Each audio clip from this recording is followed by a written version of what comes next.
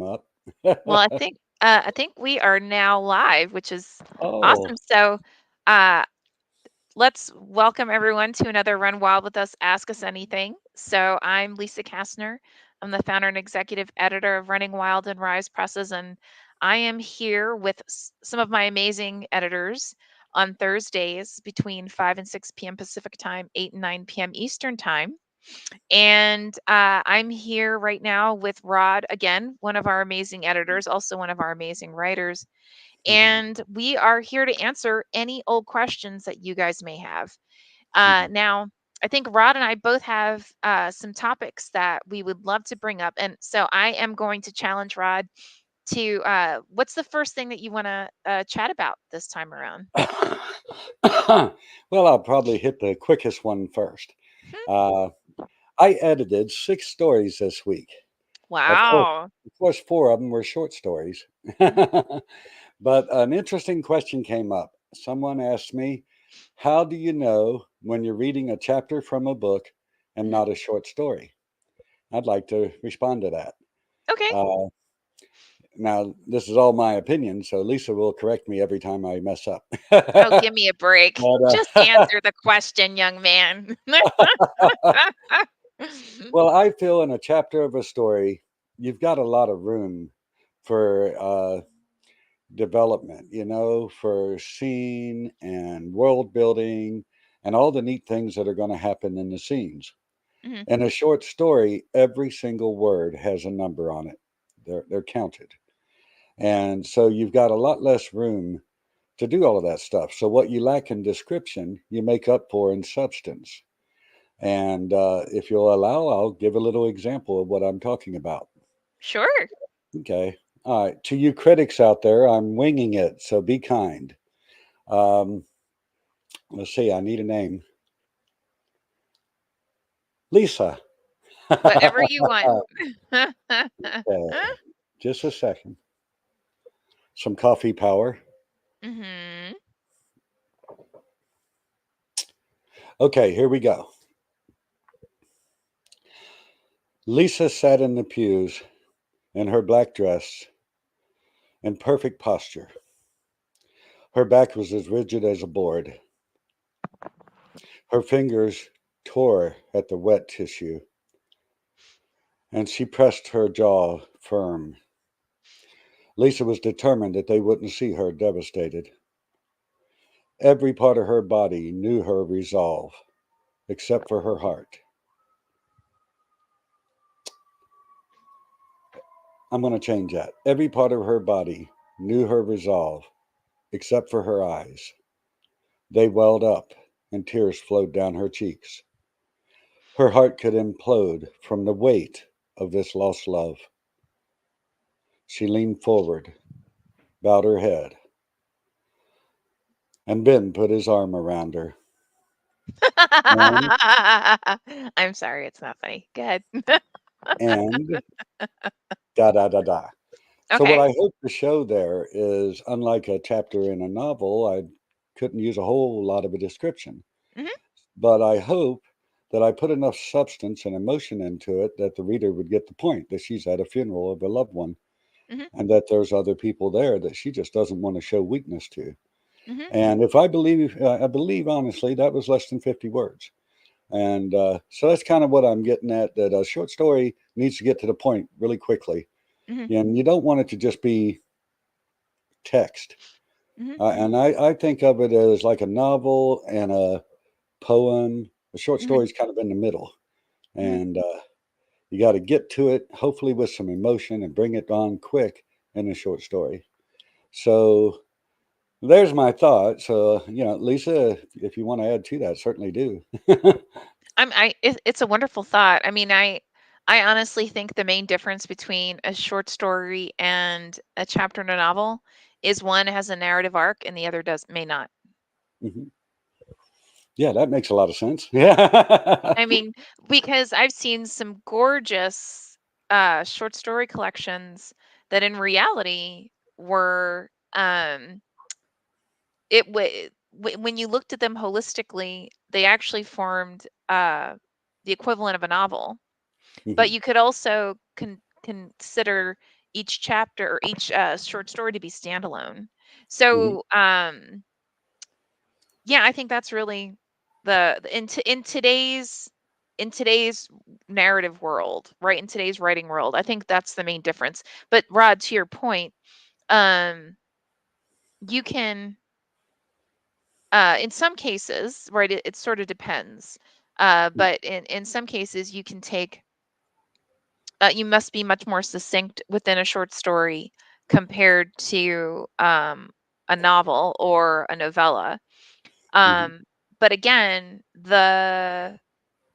there are there's so many differences in today's writing compared to those that of like yesteryear, Hmm. um, where in today's even in literature used to be considered something much more flowery Hmm. compared to more mainstream or commercial writing, no matter with it if it was novel or novel length or short stories.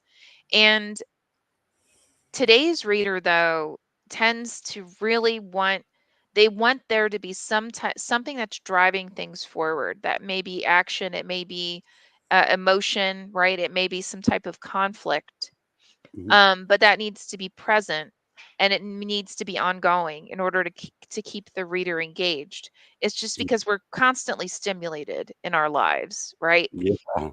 And so when we look at it that way, I think a lot of things that used to be or that may have been considered classics or acceptable in full length as a full length work in today's writing, we would probably it would probably be completely rewritten so that it had Hmm. a much more of a much more of a conflict based like from the very beginning, you know. So I hate to say this, but if you look at like Tolkien, right? Hmm. There are many examples of Tolkien where he really took like the first third of the book to get you into the story, meaning into that world, right?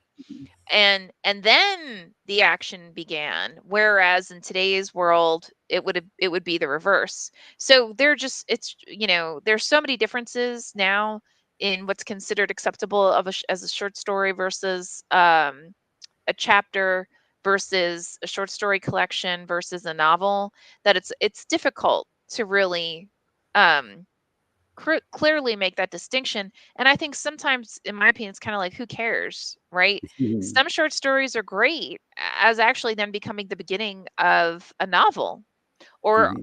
launching a novel or a short story collection. And that's okay. That's wonderful. So, Hmm. yeah.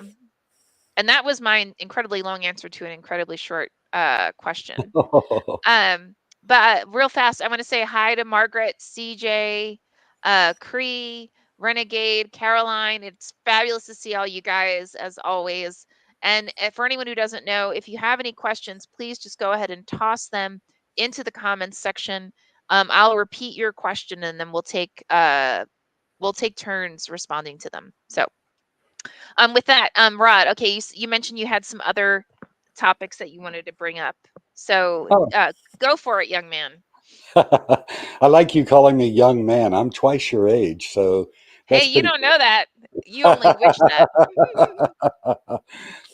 Well, I did have a thought come up during our last show when we were talking about our styles of developmental editing, Mhm, how we approach them. mhm, And it brought up an interesting thing that I thought about, and I actually did a test a long time ago about this. And what it is like all of us writers, we develop a pattern. What we don't maybe not intentionally, but we mhm, do develop a pattern. So we'll like write our first draft, hopefully clean it up a little bit. mhm, We'll send it out to beta readers and get all their opinions, and we'll pull their opinions together. And if five beta readers have pointed this out, you really need to pay a lot of attention to that. mhm, And then so forth and so on. And then hopefully you clean it up a little more after you put all their suggestions in. And then you may encounter critique partners or some Facebook group, you know, people like that. mhm, And it'll kind of work like it did with the beta readers. They give you their thoughts, mhm, and then you clean it up real good and you send it off to your editor. Now, I'm not saying everybody does that pattern, but it's probably pretty common. Mhm. Well, last week when we were talking about the developmental edit or concept edit, Mhm. uh, it was really cool that you, Peter, and I each approached it pretty differently. Mhm. Each one had their own style and how they edit. Mhm. And it made me think of a little test I did a while back where I took a chapter out of my novel and I Mhm. sent it out to three known good editors that were strong editors. Mhm. And the funny thing is, I got back three conflicting opinions and edits. Oh yeah. And and it made me realize and or at least brought it back to mind that a writer, you're going to go through those various steps and each one has a valuable place in it. The beta readers are very valuable. Critique Mhm. partners, Facebook groups, if you like them and you want to use them, they're Mhm. great. But at some point, you're going to come to the editing of your novel, and you really got to trust your editor Mhm. because everyone you speak to, beta reader, critique partner, another editor, the guy sitting next to you at the bar, Mhm. all of them are going to have an opinion. Mhm. Now, you may not be old enough to remember an old saying about opinions, but I'll just say that everybody's got one Yep. and let it go at that. And so, what happens is if you continue to get group feedback when you're in your real editing, Mhm. the problem with that is you're arguing every little point. You oh, Mhm. so and so said I ought to do this, and that person said I ought to do that. Mhm. And what you need is to trust your editor and say this is what I want, and your editor comes back with okay, but maybe can do it this way, and Mhm. you can then, as we said last week, it's a communication thing. Work together, Mhm. but the editor has to trust you that you're paying attention to what he says and you're giving it some thought. And by no means does he want to drive your decision because it is the author's decision, but an editor likes knowing you're listening. Mhm. And then the author really needs to know that this editor is 100% devoted to making it the best work he possibly can. Mm. Now, when you go through all those phases I named and you get to this near near final point that you're working with your editor, that's when you need to really focus. And those wonderful people that helped you along the way, be sure to thank them. But Mhm. now it's time to work with your editor. Mhm. So the me and my chatter is boiling down to trust your editor. Mhm. And I want to send that out to all writers because it's a very important thing. Mhm. Because you get a whole big old bunch of opinions, and it's just going to confuse everything. Mhm. Uh, your thoughts on it, if any? Um, no, yeah, bottom line, you need to trust your editor. And if you are partnered with an editor that gives you a lot of feedback that you don't agree with, it doesn't align with what you want to do, I'd say bring it up to whoever brought you on board and let them know, right? They may not be aware that it's not a good fit. Mm-hmm. So Renegade Drummer says it's important to know your writing style in and out. All beta readers are going to have different opinions, but you have to choose how to implement their feedback to fit your style, I believe. Yeah, Mm-hmm. absolutely. Absolutely, 100%. And honestly, I know a few, to your point about like we all had different styles for uh, our beta, our draft for drafting. We all have different ways of approaching um outlines, whether we do even use an outline or not, right? Mm-hmm. um but yeah, the bottom line is you need to know who's a good fit for your writing, and that so that when you get their feedback, that this actually aligns to what you plan on doing, right? Or what your intention is. And if you're not even sure what your intention is, work with them on it, right? Try and talk through with them in terms of what you feel would be the best for the Mm-hmm. work, right? And they can help you discover, hopefully, I mean, if it's a really good beta reader, they can help you Uh-huh. discover what your intentions are. So yeah, totally, 100% renegade drummer. Mm-hmm. So Rod, I think you mentioned that you had did you have another topic that you wanted to? Excuse me. I'm old. Mm, I might even scratch my side here. I'm yeah, just an why old not? man, old Hmm. man. But Well, I wouldn't mind if we pick up where we left off last week for a few moments. Okay. We spoke about the developmental or concept edit. Hmm. For me, the next step would be the scene line edit. So, if you like, we can talk about that a few minutes. Yeah, we can do that. Sure. Hmm. Okay, I'll try to keep it brief. um, well, the next step that I would do after the developmental edit is done is the scene line edit. And as Hmm. it sounds, it's sort of a twofer. Hmm. And what I do, I go back through the manuscript, start to finish. I'll go back to the beginning Hmm. and I'll read each scene. And as I go through the manuscript, I read each scene and I look at that scene and sort of treat it like a little mini, tiny little short story. And that I want to see how the scene starts. Is it Hmm. gripping? Is it getting the attention of the reader? I want to see how the scene ends. Is it inspiring the reader to move on to the next scene? Hmm.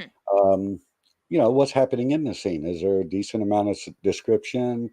setting? You don't have bobbleheads. If there's any dialogue, does the dialogue make a lot of sense? Is it pretty smooth?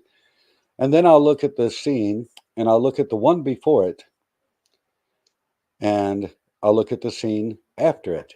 So I'm actually looking at three scenes, but focus mostly on the center one. And my goal here is to see how these scenes are flowing. Do we move smoothly from scene one to scene two, which is our primary focus, to Hmm. scene three? I like to see a nice flow there where they make sense, where if the reader's reading along and they're not suddenly in some other country doing some other thing, they're rolling along pretty smoothly. Now, you can Hmm. certainly change locations, but you want to do it in the smoothest way possible. So, I think, and Lisa, please input. But I think what you don't want to do in your story is jar the reader, like totally jolt them, because that's uncomfortable. And, that just lends them another reason to shut your book down if it Right. happens too much. You know. So I'm much more simple. And I just provided in the chat a reference. So when I'm doing revision, I just basically use Donald Moss's writing the great breakout novel, Hmm. his workbook, and because that covers all of the key elements that you would want to look for within your work. Hmm. Um, and I just do one pass per basically one pass per chapter, and that enables me to flesh things out. So yeah, I'm much more simplistic. um yeah. Well, you're the expert. I'm just Now, me. uh yeah, so I think there are lots of experts in the world. So yeah. But I mean, but your methodology is completely fine, as long as it works for you. I mean, that's the bottom line to me. As long as whatever it is or whatever method someone's using, as long as it works for them and they feel like they're getting out of it what they need to, then fabulous. Um, but I think it's important to always keep an open mind in terms of new opportunities to or to improve your writing or editing or anything. So, Yeah. mhm. Oh, yeah. I believe in constantly learning. Uh, Whether I'm on the show or watching the show, I come to the show because I can learn a lot, you know? Right. Yeah, And absolutely. Mhm. and then very, very quickly, the part two of the scene line edit. The Mhm. line edit is your typical track changes that you'll see in pretty much anybody's line edit, where Mhm. I try to look for filler content that's not really helping the story at all, Mhm. and try to point out that if you pulled this out of here, you wouldn't miss it at all. It doesn't need to be there. Mhm. And I may look at the sentence structure and how things look in each paragraph. Once I've got the scene makes sense, I got to make sure the writing makes sense as much as I can. Mhm. And of course, I work with the writer because oftentimes the writer will see something I missed. I'm Mhm. a human being. I don't see everything. And a good example of that is like reading through your manuscript. If you read it quietly or you read it aloud, read Mhm. aloud is better. But I'll tell you, honestly, people giggle when I say this, but Word has a read aloud on it. Mhm. And that is a very valuable tool Mhm. because I've gone over a story and gone over it again. I've run it through several of the very popular editing software. I don't know if I should name them, but the big names that come to mind as soon as you think of editing software. Mhm. And then when I come back to when I get to the copy edit at the very end, one of the steps is to run it through the read aloud that's Mhm. on simple word. And I'll give you a good example. There was a passage that said, would, could, do this, that, the other. Could was the word we wanted, would was there, and none of those editing softwares caught that. Mm. And several readers didn't catch it because the human eye can bounce right over a mistake. Mhm. But listening to that simple little read aloud, I catch a whole bunch of those kind of things. It's a Mm. great tool. Mhm. And, so anyway, for what it's worth, there's my scene and line edits. Oh, great. Renegade Drummer says everyone is different ways to do everything. Outlining for me, for example, is to throw sticky notes on the wall. For others, it could be typing out a guide for every scene. Editing Mhm, is different too. I edit by doing a spelling grammar check first, then character voice narration details, and all are separate edits for me. With mhm, Read Aloud, you can download your file to the Kindle app and have your phone read it to you if you're on the go. I've done that while working out a few times.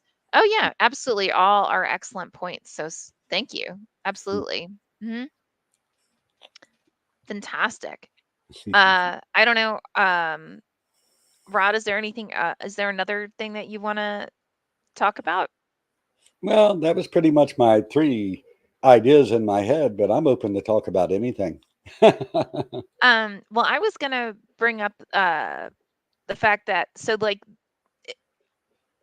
just to give a little preamble, I think most people who know me know it's very difficult to get me mad. And this week I lost my shit. Oh. And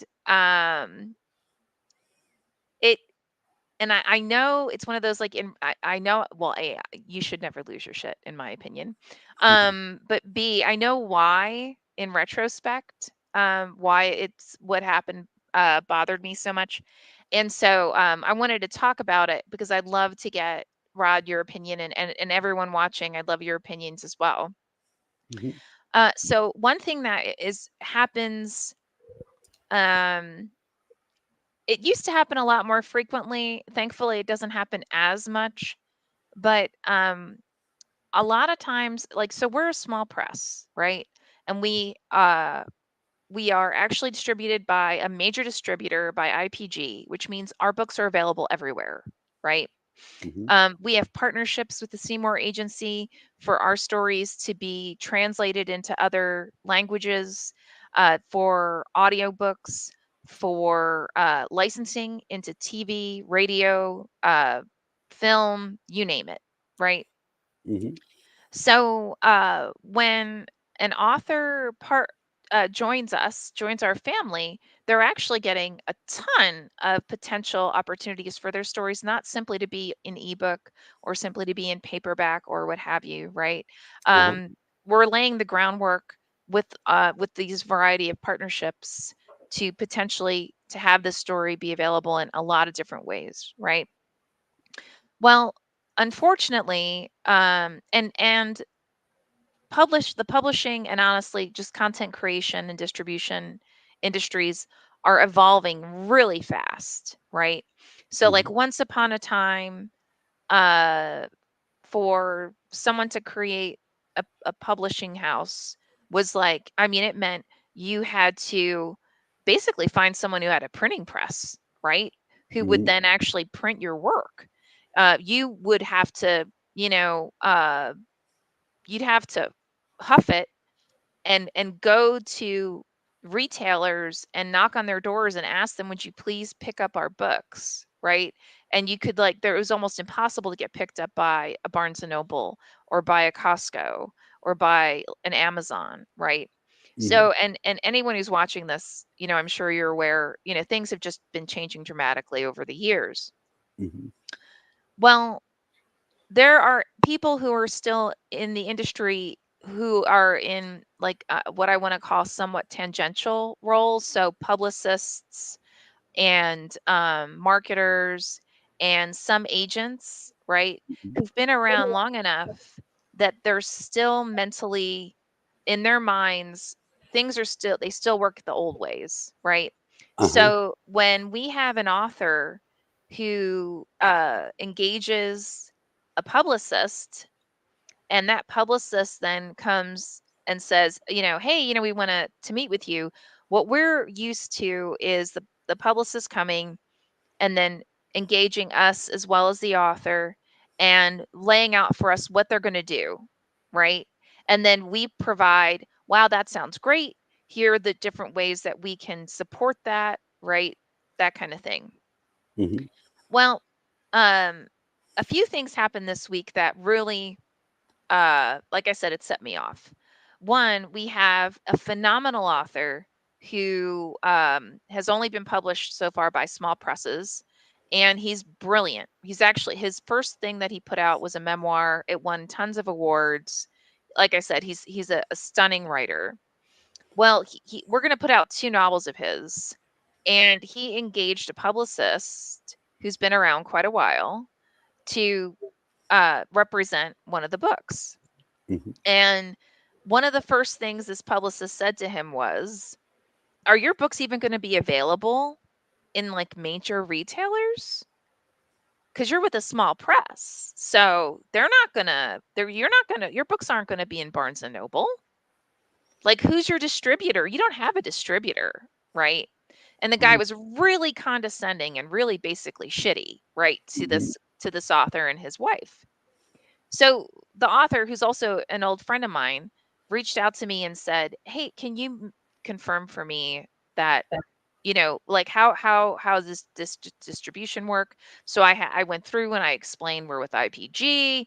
IPG is one of the top 3 in North America, and they have agreements across blah blah blah. And if you like, just have this publicist Google your name, the ISBN, and the name of the title of the book, or just your name and the title of the book, and you're going to see it listed on Barnes and Noble, Target, Amazon, right? At the bookshop.org. It's already there for pre-order, right?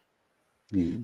And but the fact that this publicist was so condescending, it just really it pissed me off, right?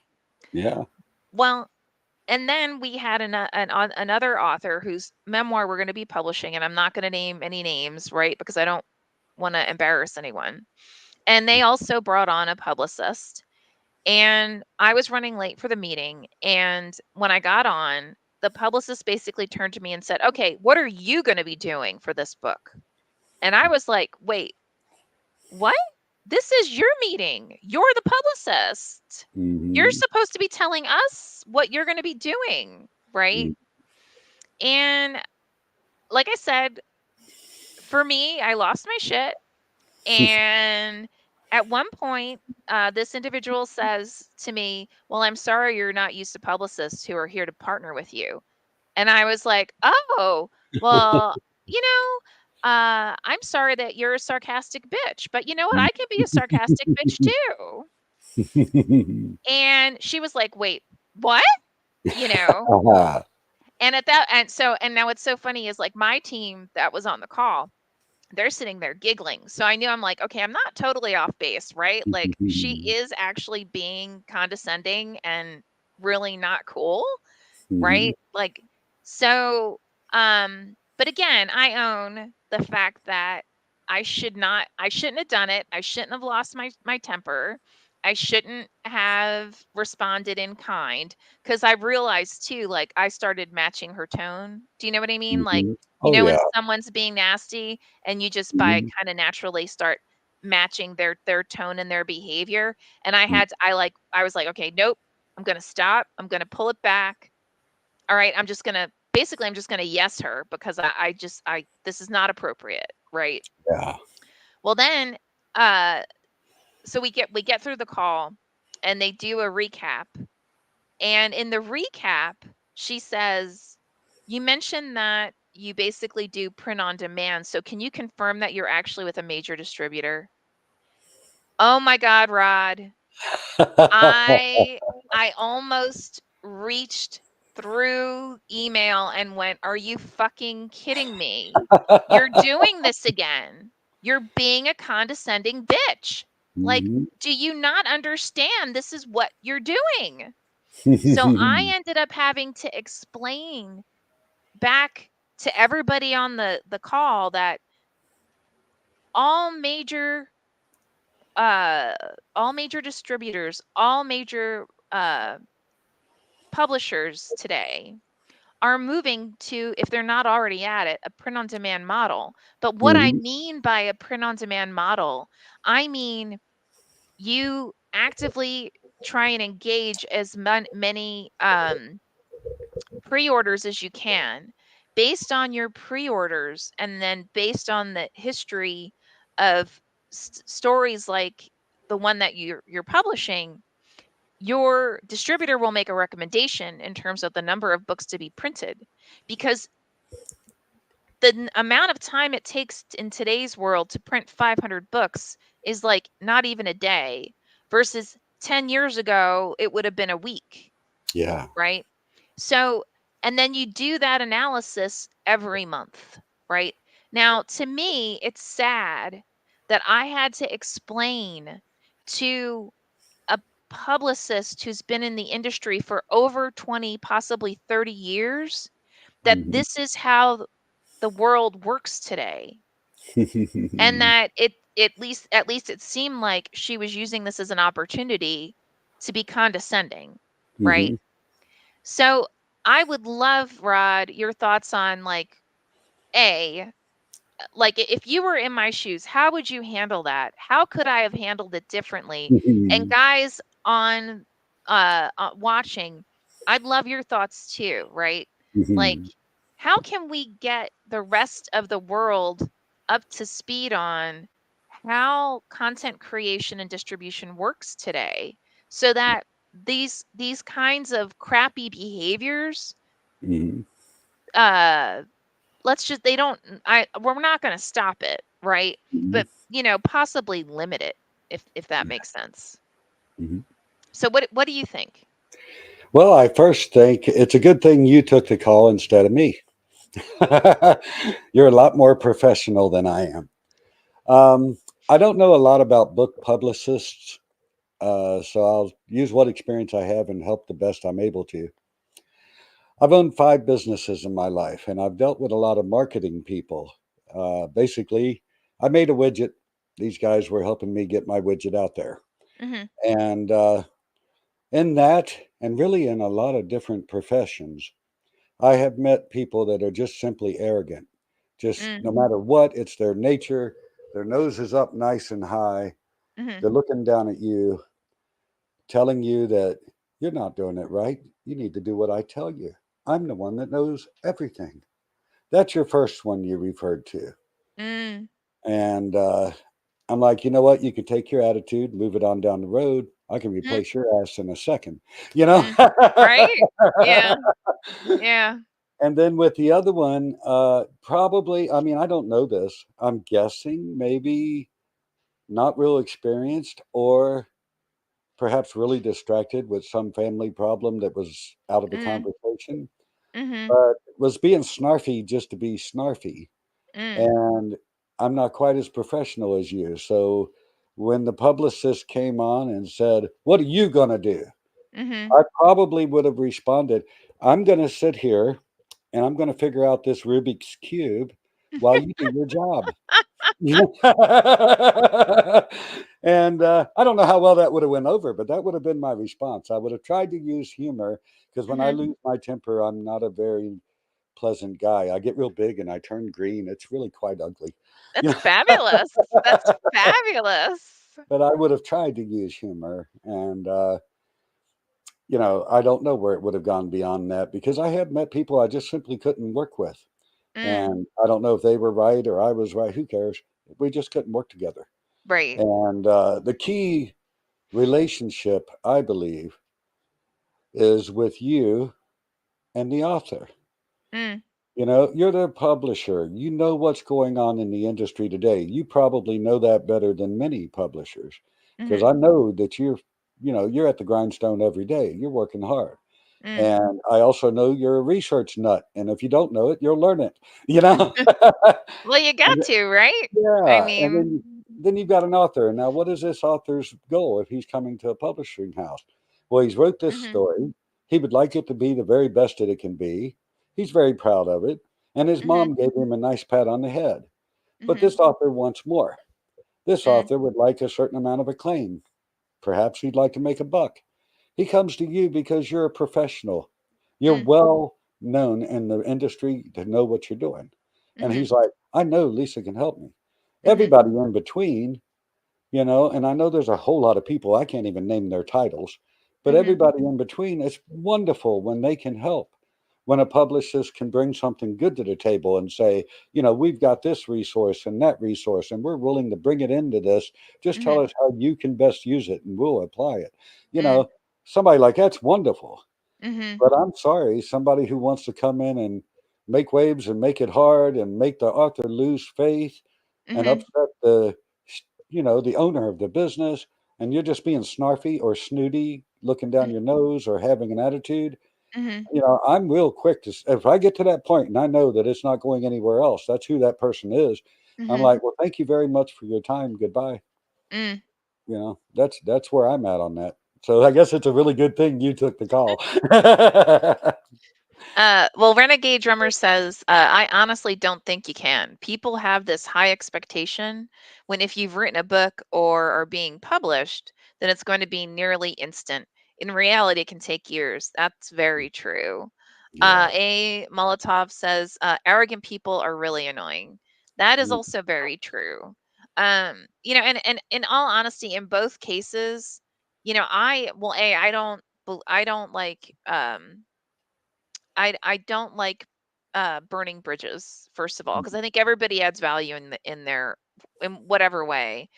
Mhm. And I'm proud of these authors to bring on publicists because the one feedback I've gotten from really, really well-known authors who've done incredibly well, like I mean New York Times bestsellers, they all said the same thing for at minimally their first book, if not every book since then.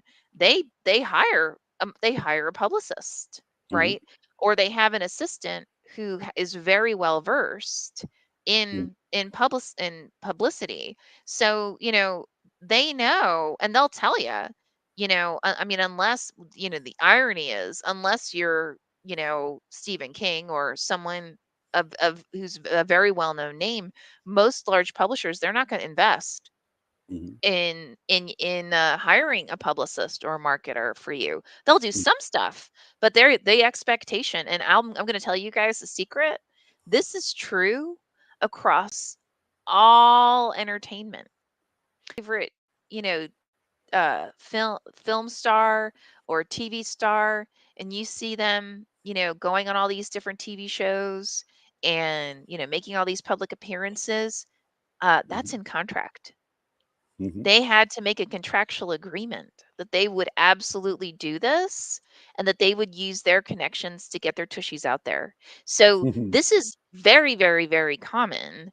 And it's actually unusual that in the book publishing world, they don't have it in contracts saying, we don't, at least not that I'm aware of. I don't think anybody has it in contract. Any publisher has it in contract that Mhm. you agree that you're going to hire a publicist.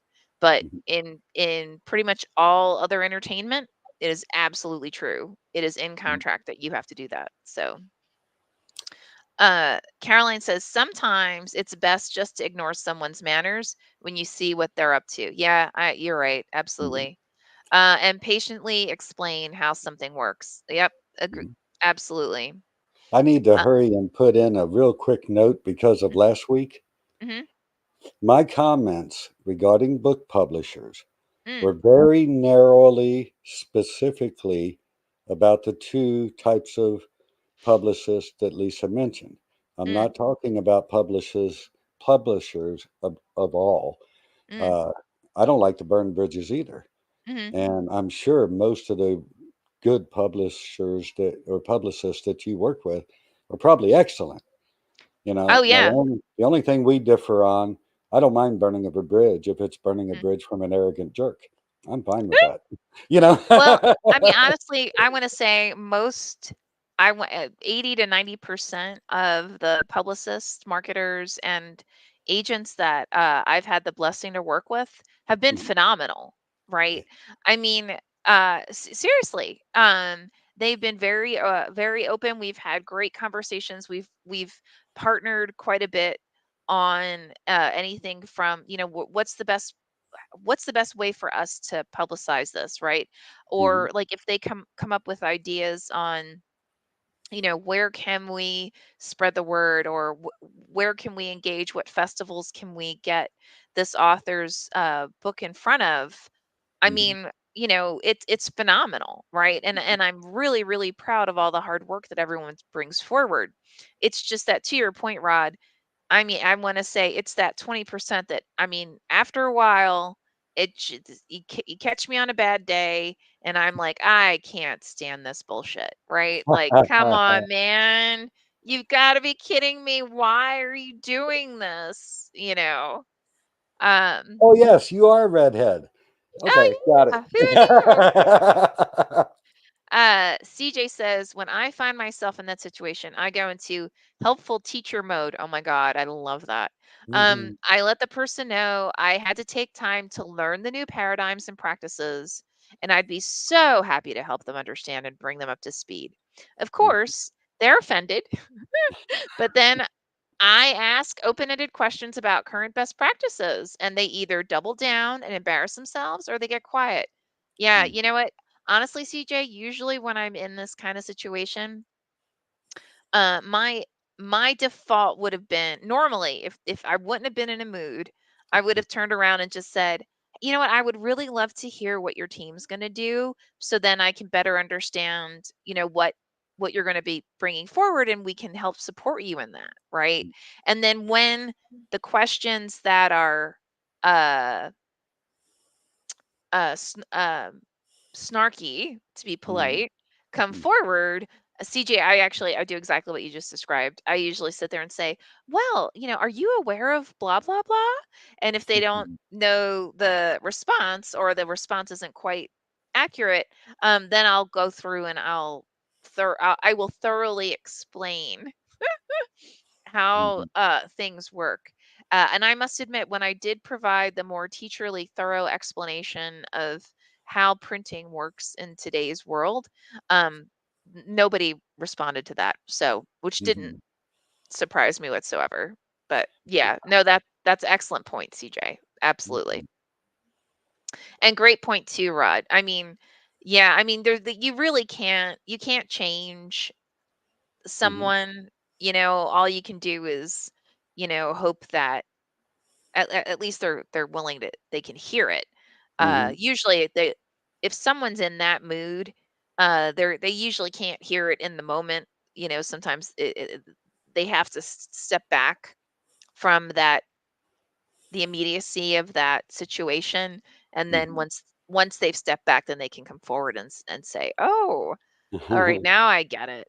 you know so Well, I think that we're all, each one of us, to some degree, some famous person said this one time, that we are a product of our life experience. mhm. And so I guess that's why I'm such an oddball. Uh, I was in a house fire when I was 3 months old. That's when I got the scars on my face. And from Mm. age 5 to age 10, the most popular nickname for me was grilled cheese face. That Ooh. was that wasn't easy. And Mm-mm. as I grew up, it was nothing to get jumped and beat up or picked on by a lot of boys, a lot of Mhm. people, because I was less than human. I was less than a person. Mm. And I'm getting to a valid point here. Mhm. For those who might care about poor old Rod, I learned to defend myself well, and they stopped picking on me. Mm. But but what I'm getting at is you're always going to have people, and I think in any industry, I don't know why they exist, but there are people who feel the more I can push you down, the more I make you feel like, and Lisa, I don't mean this at all Mm. toward you, but the Mm. more I can make you feel like a woman that belongs in front of the sink, the Mhm. more I can really degrade you, the more Mm. superior I am. The Mhm. more people I can load down there, the higher up I am. I'll Mhm. climb on their backs. I've met an awful lot of people like that over my lifetime, Mhm. and I have no use for them, and that's why, well, I'll cut them off pretty quick. Mhm. I don't need them kind of people in my life. Mhm. And the real way to be a leader, to be what's the word, an innovator, or Mhm. someone who's really making a difference in the world, Mhm. is exactly what you do. Mm. One of the things that have impressed me. I don't care if there were 6 editors on this screen. Mhm. You're the boss. But you know why you're the boss? You know what makes you the boss? I've My never cat? once, Oh. I've never heard you say it. Mm. And I've said this in the construction field to my leads. Mhm. If you are the boss, you don't have to announce it. The guys know it. Mm. If you're doing your job well, That's true. you don't have to be the big bad boss. Mm. Mhm. And I do like collaborative work. Mhm. I like working as a team. Mhm. But I'm sitting here right now. I know who is the owner and executive editor of Mm. this company, and I Mhm. respect that. And I respect you because you don't have to tell me that. Mm. You don't have to prove yourself. You know Mhm. damn well you don't belong in front of a sink making babies. No. And I don't mean to put down any housewives and Mhm. mothers. For God's sake, I love them both. I have a mom. You know, As you I mean, should. I didn't come out of an egg, believe it or not. But Mhm. I don't want to put anybody down, but I do want to say that you can raise yourself up Mm. without putting somebody else down. Mhm. And I'm sorry to say that in our world, there's plenty of people that just are, like I said, they'll look down their nose, they'll put you down because the more they can push you down, the more they feel they're lifting themselves up. Mm. And for me, I'll patiently attempt to communicate with that person. Mhm. When I feel that the communication has broke down and there's nowhere else to go, I'll light that That's bridge. it. I'm done. Yeah, I'm Yeah. done. And I'm a Scorpio. I never forgive and forget. I'll know Mm. it 20 years from now. I'll remember you're that one. Oh, so I'm a Scorpio Sag. I am right on the cusp, so I feel you on that. Yeah, totally. Caroline says, everyone has their limit, Lisa. We all go through times when someone hits us all wrong. Cut Mm, yourself a break, dear girl. Well, thank you, Caroline. I just honestly, it took me a solid 24 hours to get down to well, wait a minute. No, she was being shitty. Like I just kept thinking, what could I have done that would have not it wouldn't have been so, you know, mhm, dramatic, right? Like what set me off? And like I said, it took me a little while to figure out exactly what it was, and it was definitely a culmination of a couple of days worth of similar situations that I was just like, okay, this is it. You guys suck. Yeah. mhm. Well, I'll tell you Renegade. what. Oh, I'm Yeah. sorry. Go No, I ahead. was just gonna say, Renegade Drummer says scars are badass. People are just cruel. I agree. I actually died on the operating table when I was 9 years old. My appendix burst. I Oh, had peritonitis, and the scars were so bad for years that I couldn't change in the gym. Uh, and I had similar nicknames that you as you did growing up. And honestly, I want to say that experience and this is going to sound weird, um, was really positive for me because I still remember the day I came home from school and I thought, you know what, fuck them. I know I'm a good person. Like I don't do anything intentionally to harm anybody. My mhm, intention is to elevate everyone so that we all can be the best person, the best whatever it is that we're on this planet to be. So mhm. fuck them, right? If they Yeah. want to call me names or, whatever, go for it. Let them have at it. I don't care. I know who I am. And that is such a huge gift Mhm, to be put into that into a position where you're in that mental space regularly, because mhm, most people are just lost, right? I mean, they really are. And they'll own it, right? That they're lost mhm. for a good part of their lives. So, but yeah, no, Rod, I feel you on those Mhm. experiences, Well, I 100%. wanted to say just real quickly, I've never actually met Caroline. I've hovered around the show for a little Mm? while, and I will say I've heard her make statements and ask questions that clearly shows she's extremely intelligent. And Oh yeah. her last comment, thumbs up, you are so absolutely right. Uh, And Caroline is one of our amazing, amazing authors. Actually, CJ, everyone on, or pretty much almost everyone on are amazing authors of ours. So we're really blessed to have everybody join. So thanks, guys. You're all fantastic. Absolutely Mhm. fantastic. Now, Rod and I have just babbled now for the like 50 minutes. Like, good Lord. Um, so, guys, don't forget we only have 9 minutes left, something like that. So, if you've got any kind of questions or any comments, please go ahead, pop them into the comments section, into the chat, and we will be thrilled to respond to them. And also, don't forget if you're watching this and it is not Thursday between 5 and 6 p.m. Pacific time or 8 and 9 p.m. Eastern time, this is not a big deal, guys. Go ahead, put your questions into the chat because we actually monitor it during the course of the week. And we are more than happy to pick up the subsequent week and respond to whatever those questions might be. Mhm. Caroline says, "Thank you, Rod and Lisa." A says, "Thanks for sharing your stories." And Caroline says, "Hey, good babble." Well, thank you. I'm just glad it's the babble is found to be valuable because I think that's what's most important is that you guys, you join us because you feel like you're part of a community and you're getting something positive out of our, diatribe. So, Mhm. so Rod, what do you have going on for later this week?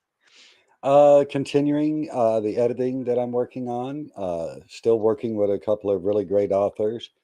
I've had the real pleasure. For me, it's a lot of fun. I don't know, maybe you can tell me this. Hmm? Is it true or just a thought that some writers are really well suited to novels, others are really well suited to short stories? The reason I ask that is, quite frankly, I've really struggled putting my novel together, Hmm? and yeah, I can put together a short story pretty quickly. And I've got an awful lot of beta feedback that my short stories are pretty good. Hmm? And so I'm wondering, can I transition and really make a good novel, or are some writers just going to fit in one or the other? So this is purely my own opinion, right? Hmm. So I've heard plenty of authors say, "Oh, I'm purely a short story writer, or I'm purely a novelist, right? Or I Hmm. can't write anything other than like a novella, right? Twenty Hmm. thousand words is my sweet spot." Hmm. Excuse me. I think it's all mental. Really? I really do. Because I have seen people who they wrote fabulous short stories for a long time and then something in them clicked and they figured out how to structure the Hmm. chapters so that it wasn't just short stories, it was now, their style in the novel was that each chapter, which would have been the equivalent of a short story, was a complete arc, but Hmm. it was all in the same world and they each fed one another, right? To then create a novel. And then I've seen novelists who are like, "Oh, I can't write succinctly, right? Hmm. I can only write like 80,000, 100,000 word novels." Hmm. But when they got an opportunity to work on something with like a publisher that they idolized or an editor that they idolized and they said, "You've got all you got is 5,000 words," right? Hmm. They went, "You know what? This is a dream. I'm going for it," right? And they figured out how to make it happen. Hmm. So I really do think it's mental. I really do think it's just sitting down and then figuring out what works for you. I mean, you've got what is easiest for you, right? Hmm. But I think that's different than being able to do something, right? Ah. So, like for me, for years, short stories were easiest and novellas were easiest. Like I Hmm. had a really hard time, to your point, like structuring a novel. And then I was like, well, wait a minute. Because I naturally study novel structure whenever I'm Hmm. reading a novel, right? And I was like, wait a minute. What if? I just took a novel structure that I really enjoyed, that I thought I like, that really fascinated me, and I outlined it. And but then I wrote my own story against that structure.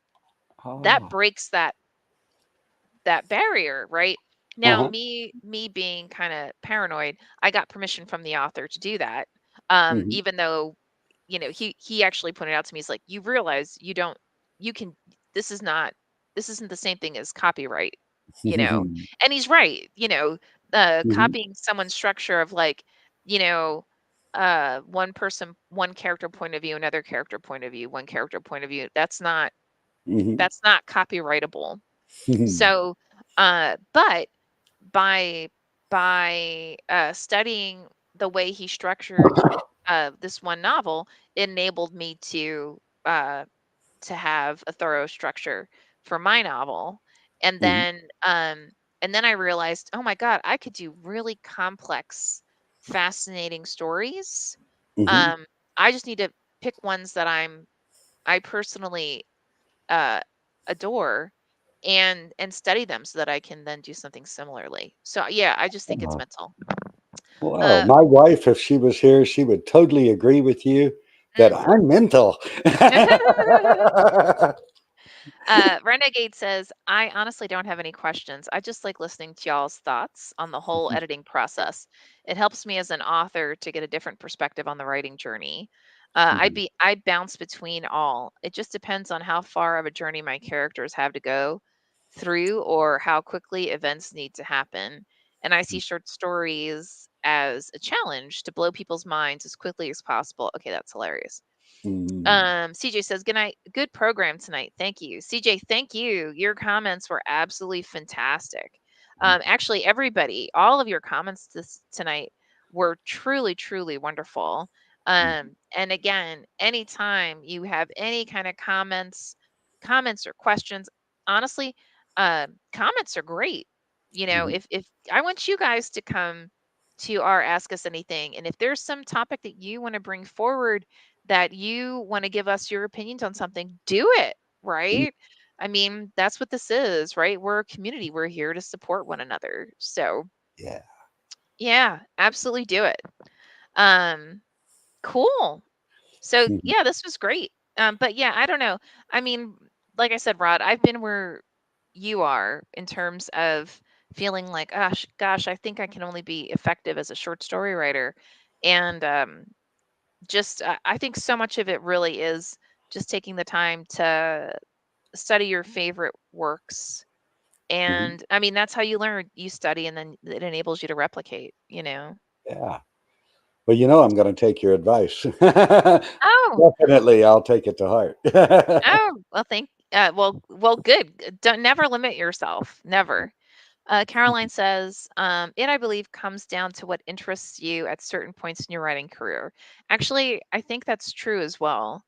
Mhm. And it's all about what you focus on and where your focus is. Mhm. And then that enables you to following through with that focus. Mhm. And then it all evolves, because if you think about where you are now Mhm. and where you were, um, at least I know for myself, oftentimes when I do that reflection, I realize, wow, like this event and this event and this event and this event, like these different, completely seemingly unrelated situations or opportunities got actually what what brought me to where I am now. So, Yeah. which is amazing. Mhm. Awesome. All right. Well, with that, I think we've only got a minute left. I want to thank Rod yet again for joining us as one of our amazing editors. Huge thank you to Caroline, CJ, Renegade, A. Let's see who else. Man, you guys were on it tonight. Dark Violet Dreams. Mhm. Um, let's see. I know I'm missing someone. Cree. And Margaret, as always, guys, you guys are absolutely tremendous. Thank you for joining us. And with that, I think we are going to jet. Have a phenomenal week. We'll see you next time.